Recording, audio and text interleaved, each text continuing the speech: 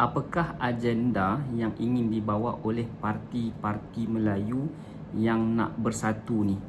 Sekarang ni dalam pada hari ni 8 Julai 2026 kita dengar seruan-seruan tentang penyatuan ummah perpaduan Melayu.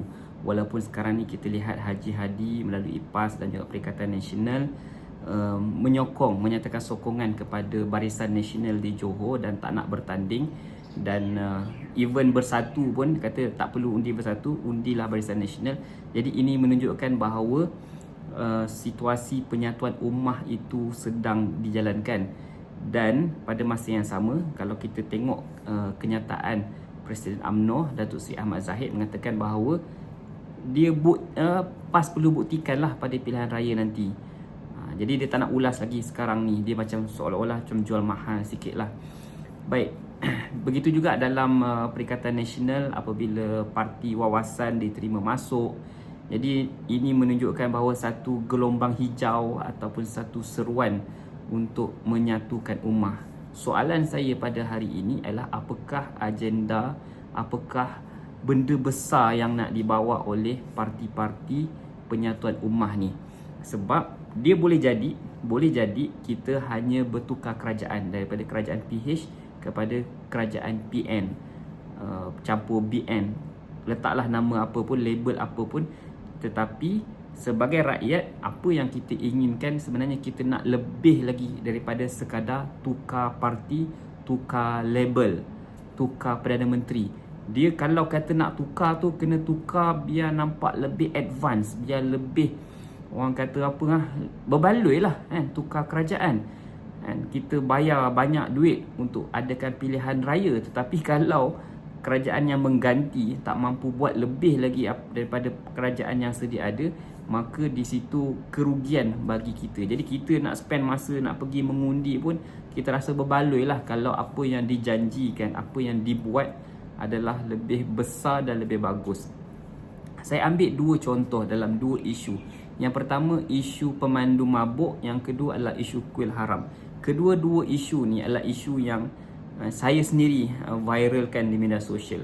Ramai kawan-kawan yang lain, influencer-influencer yang lain yang sentuhlah isu ni, dan isu kita adalah isu rule of law, isu perundangan. Kita bukannya nak menafikan hak orang lain untuk beribadah, untuk melaksanakan agama mereka. Nak adakan kuil, buatlah kuil, tak ada masalah, tetapi mestilah ikut undang-undang. Mana yang duduk atas tanah orang mestilah dirobohkan atau dipindahkan. Jadi benda tu boleh nego dan boleh diambil tindakan apabila ada penguatkuasaan. Jadi masalah dia sekarang ni, saya terfikirlah hari ni, saya kata kenapa isu kuil haram dan isu pemandu mabuk tak dimasukkan dalam manifesto pilihan raya. Kenapa agenda ini tak diangkat, sedangkan ia adalah isu yang sangat viral sebelum ini. Walaupun pihak kerajaan sebelum ini mengatakan bahawa kenapa nak pertikaikan hak orang lain nak beragama. No, maksudnya kerajaan cuba memalingkan topik yang sebenar. Tetapi bagi kita, isu sebenar dia bukanlah kita nak menafikan hak mereka untuk mengamalkan agama mereka.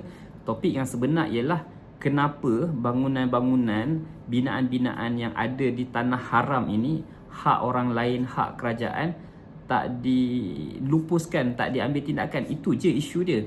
Bagaimana binaan yang atas tanah memang valid, sah hak mereka, tak ada masalah. Jadi itu isu dia. Dan viral, dan isu ni viral, mendapat perhatian yang tinggi. Jadi bagi saya sempena pilihan raya, mungkin hujung tahun ni atau awal tahun depan kita akan pilihan raya umum. Sepatutnya parti-parti politik di Johor ataupun di Negeri Sembilan ataupun di mana-mana sahaja perlu meletakkan dua isu ini sebagai keutamaan.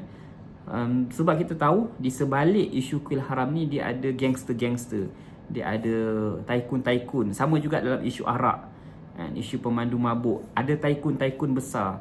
Memanglah susah kita nak haramkan dan sebagainya, tetapi bagi kita amat bodoh kalau kita biarkan pemandu minum arak dan aksiden langgar orang dan orang mati. Yang mati itu pula bukan orang Melayu je, Cina, India semua akan mati.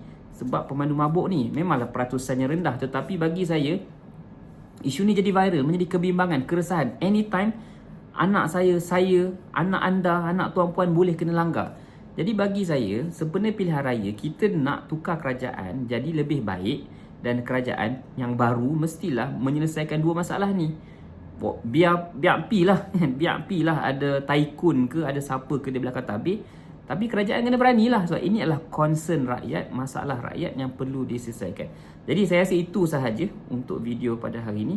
Kita jumpa lagi dalam ulasan isu akan datang. Jumpa lagi. Jangan lupa like dan subscribe channel ni.